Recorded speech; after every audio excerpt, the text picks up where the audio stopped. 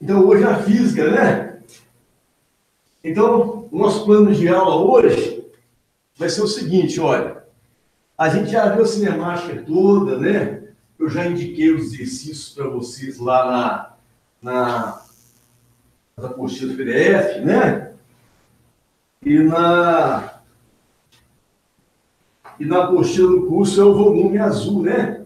Vermelho, é o volume vermelho. Está na mecânica, não é? Aí vocês vão encontrar lá os exercícios também. Eu sempre falo, né?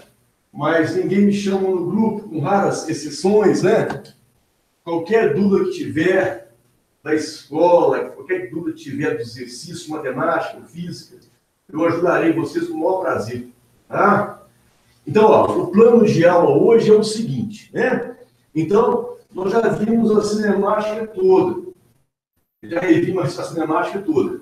Eu vou, então, agora, falar um pouquinho sobre vetores, tá?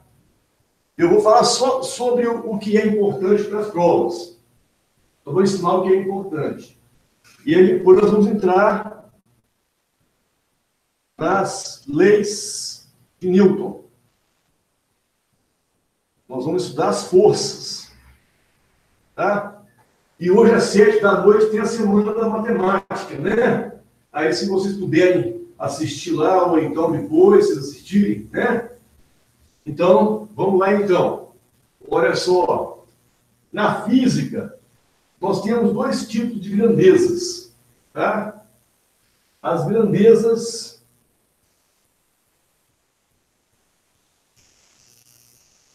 escalares e as grandezas vetoriais.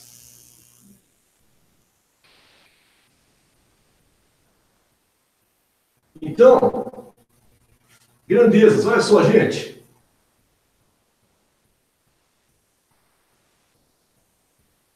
Elas podem ser escalares ou então vetoriais.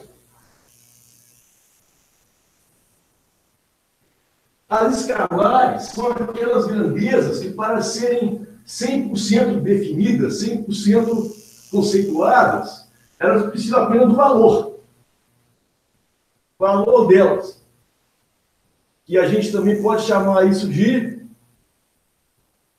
módulo. Exemplo de grandezas escalares. Temperatura,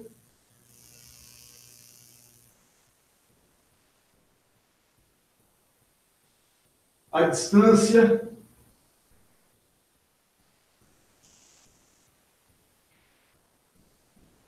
a área, o volume, etc. Então eu falo assim, a temperatura aqui hoje está 30 graus, por exemplo. Então, 30 graus é o valor, né? Temperatura não tem direção, não tem sentido. A temperatura é um valor, tá certo? E a gente tem também as grandezas. Oh, só um minutinho, gente. Tá bom? Só um minutinho pegar material do William aqui. Um minutinho, você pode sentar.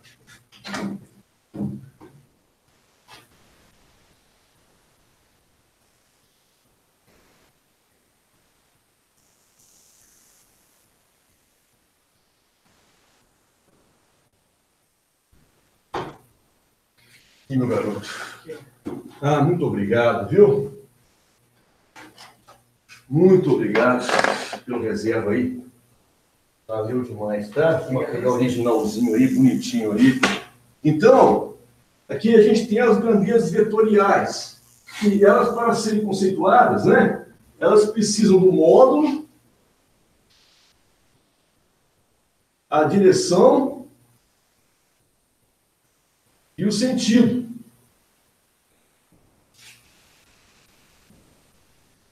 Então, daqui a pouco eu explico o que é direção e sentido, tá? Então, aqui, ó, exemplo, tá? Exemplo aqui, força, velocidade, aceleração etc. Quando eu faço uma força, eu estou empurrando. Então, essa força ela tem uma direção, ela tem um sentido. Quando o carro está com velocidade, ele está indo para algum lugar. E a aceleração também, etc. Né? Agora, olha só, 2.1. O que é esse negócio de direção e sentido? Vamos entender aqui. As principais direções que existem são as direções norte e sul e a direção leste e oeste. Então, olha só, cada direção possui dois sentidos, não é verdade? Como se fosse uma avenida de mão e contramão. Então, eu posso ir, por exemplo, de sul para norte, eu posso ir de norte para sul. E quantas direções existem? Existem infinitas direções. Inclusive, tem mais duas famosas, né, também, né? Que é a direção nordeste, sudoeste e a direção noroeste, sudeste. Mas, obviamente, existem outras milhares de direções, obviamente, não é? Por exemplo, eu tenho uma direção qualquer aqui, ó. Que nome que tem essa direção? A gente não dá nome para todos, porque seria impossível, porque por um ponto passam infinitas retas. Então, a gente fala assim, ó, que essa direção, ela faz um ângulo θ graus, por exemplo, com o sentido leste-oeste, por exemplo. Aí eu estou definindo essa direção aqui, né? Isso que é direção e sentido. Agora, olha só, 2.2. Como que um vetor ele é representado? Como a grandeza vetorial ela é representada? Ela é representada por um traço apontando o sentido. Esse traço aqui, o tamanho dele, numa determinada escala, vai nos dar o quê? O módulo do vetor, o valor dele.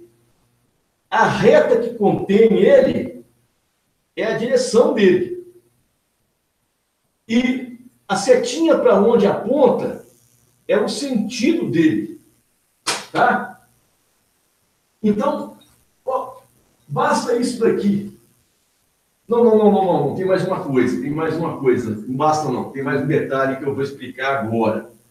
Tem mais só um detalhezinho que eu vou explicar. Então, 2.2. Tá? Tem só mais uma coisa aqui que você tem que saber, para a gente poder entrar em leis de Newton. Tá? Então, olha só. Tem mais duas coisas.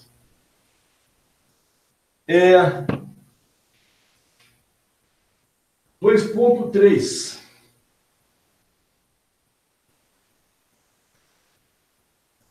Adição vetorial.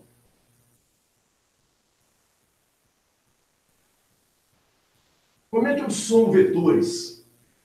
Somar vetor não é somar grandeza escalar. Somar vetor não é somar banana com banana, somar dinheiro, somar laranja com laranja. Não é isso. Eu, quando dava aula no colégio, eu explicava, eu falava assim, gente, somar vetor, eu escrevia assim para os meninos, olha, somar vetor é fazer desenho. Fazer desenho.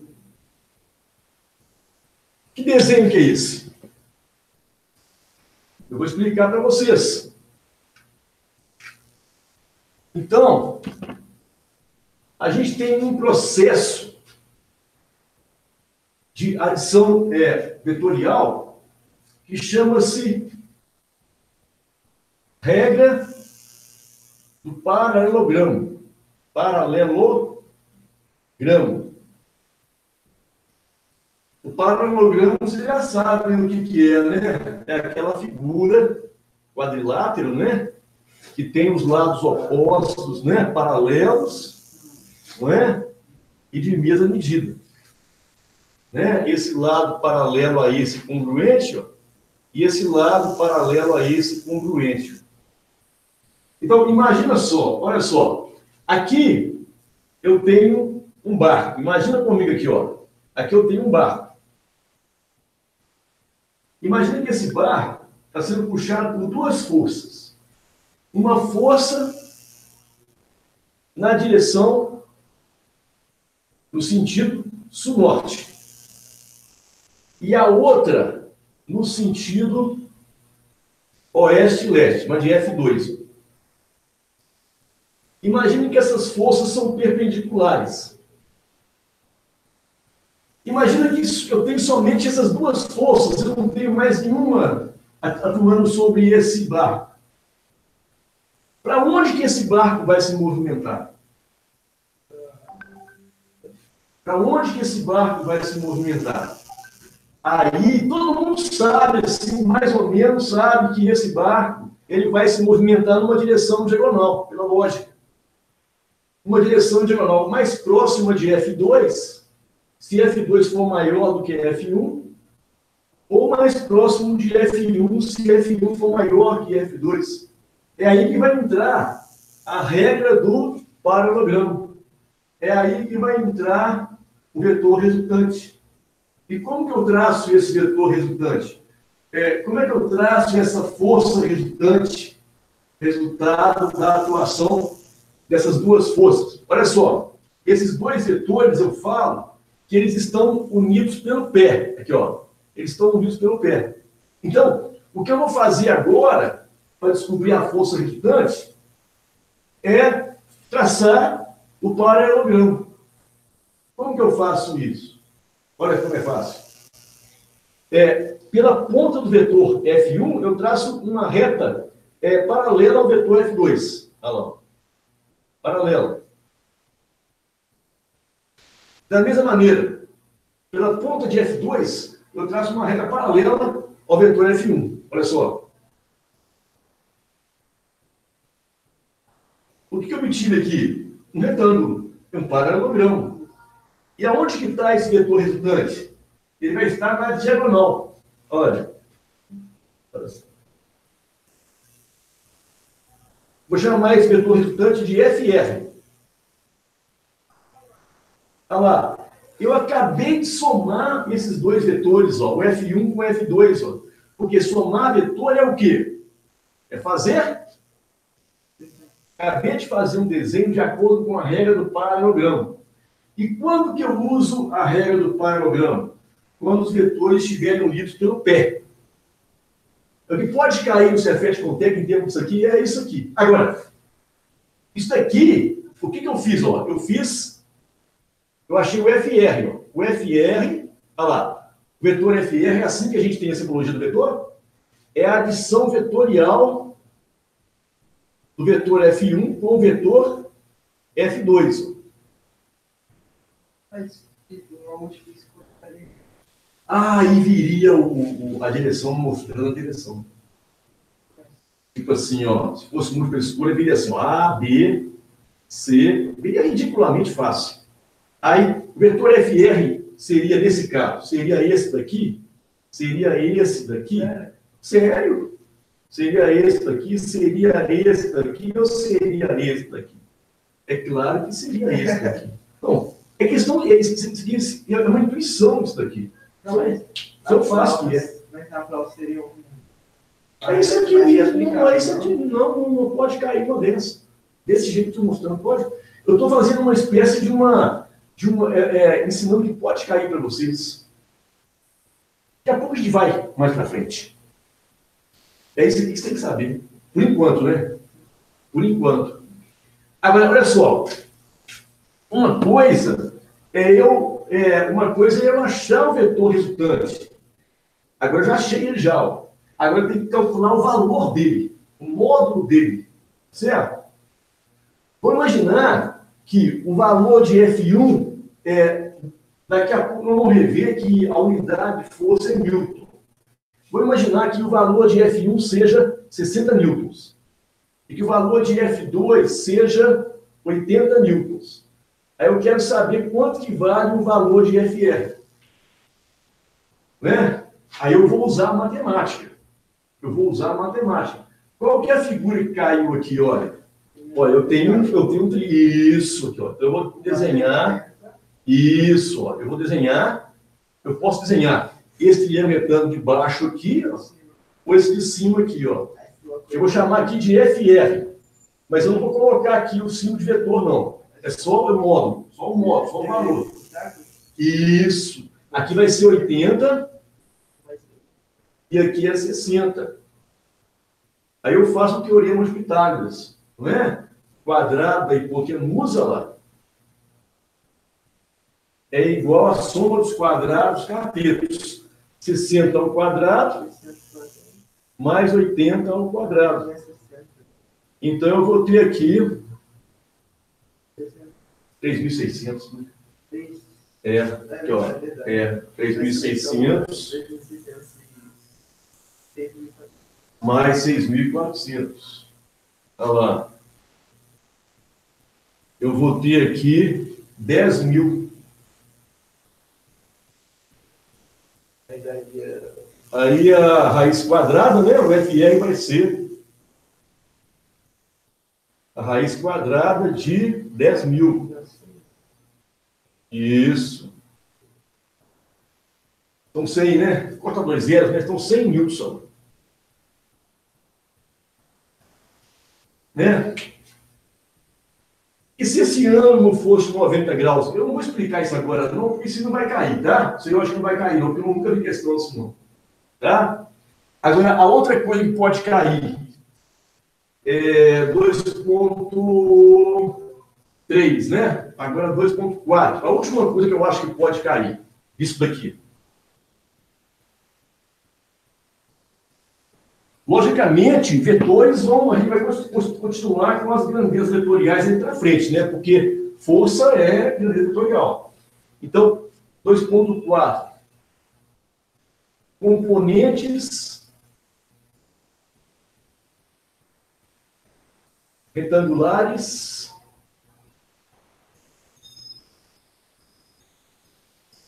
de um vetor aqui.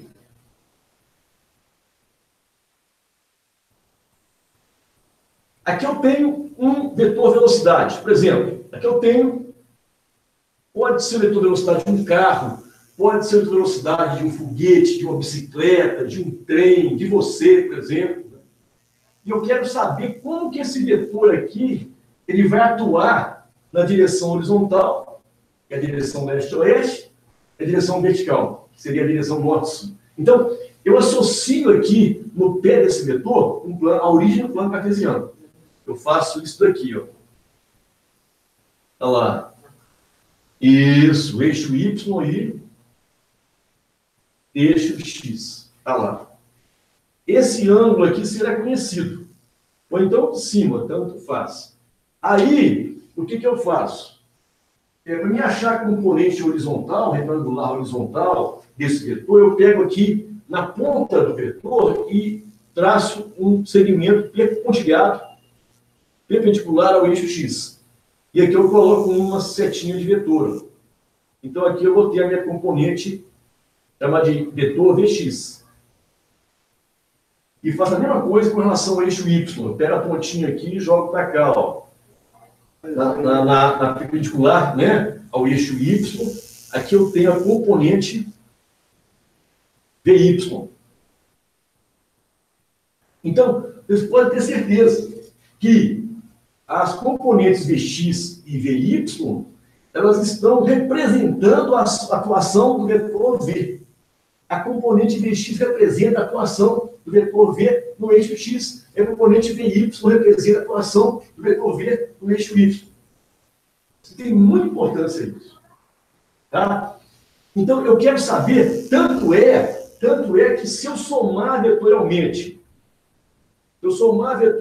Vx com Vy, não é? Na regra do paralelogramo, eu vou encontrar o vetor V lá. Não é verdade? Mas não é ao quadrado. Não, isso é para calcular o módulo, isso é outra coisa. Calcular o módulo. Aí, para calcular o módulo, eu faço Vx ao quadrado, né? Aí eu faço Vx ao quadrado mais Vy ao quadrado igual a... Aqui somar vetor é fazer desenho. Aqui é calcular o valor. É diferente. Mas eu não entendi. Hã? Eu entendi a soma. PX. Então, somar vetor é fazer desenho. Então, por exemplo, aqui eu já tinha o vetor resultante já. Eu achei as componentes dx e vi. Agora, se eu tivesse vx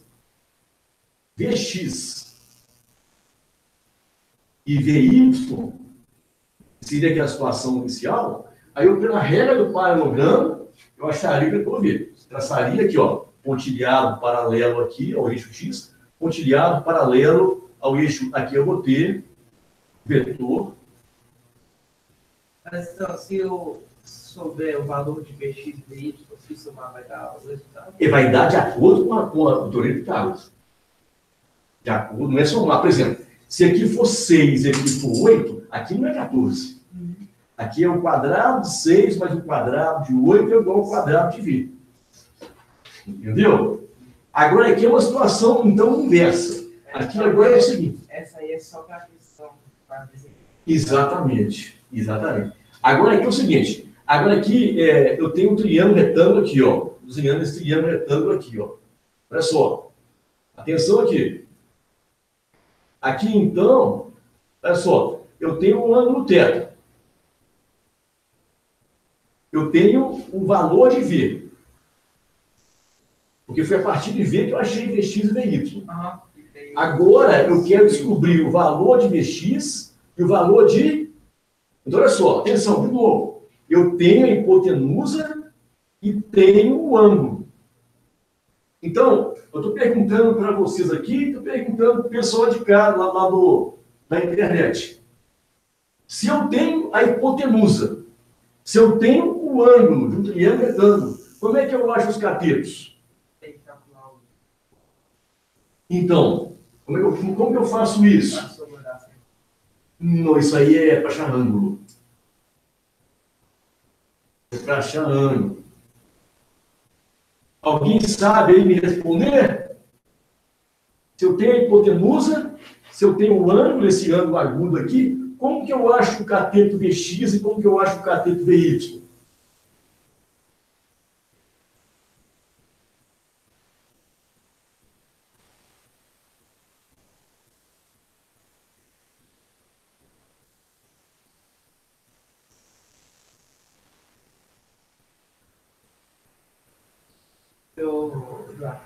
Oi. Não deve ser só a definição.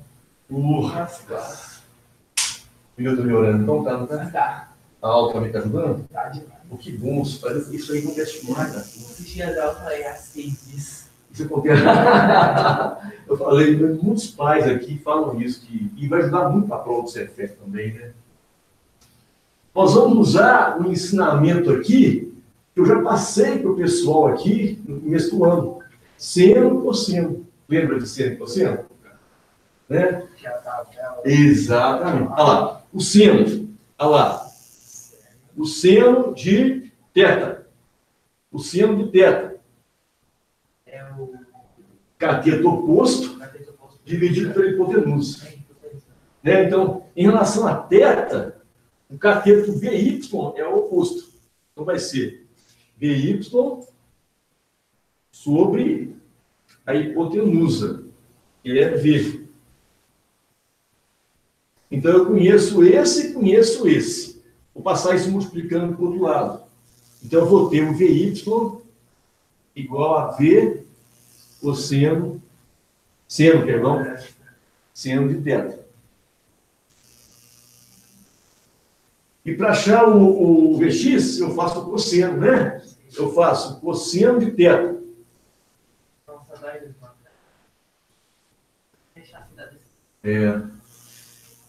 Pode ser que sim. Eu faço cateto adjacente, não é? Dividido pela hipotenusa. Aí eu já tenho esse cara e já tenho esse. Passo multiplicando, eu vou ter Vx igual a V cosseno. É isso aqui que vocês têm que saber de vetores. É isso daqui que você tem que saber. Tá? Ficou beleza? Então eu vou passar agora para leis de Newton. Tá? Hã? Tem 3 leis de Newton. Primeira, segunda e terceira.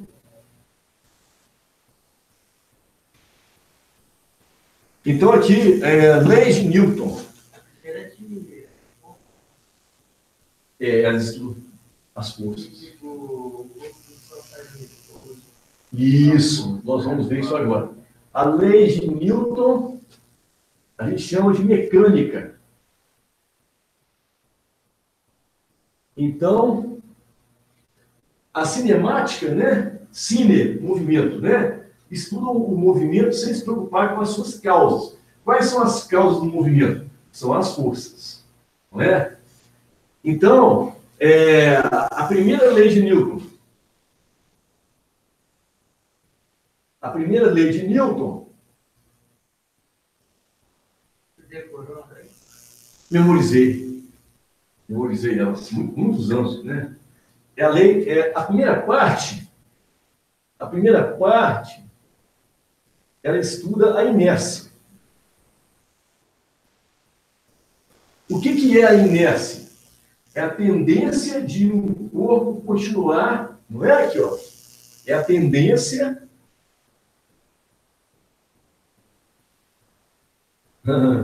de um corpo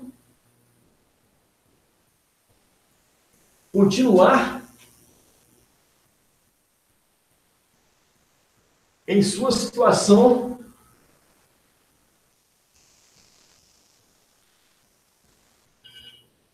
original de repouso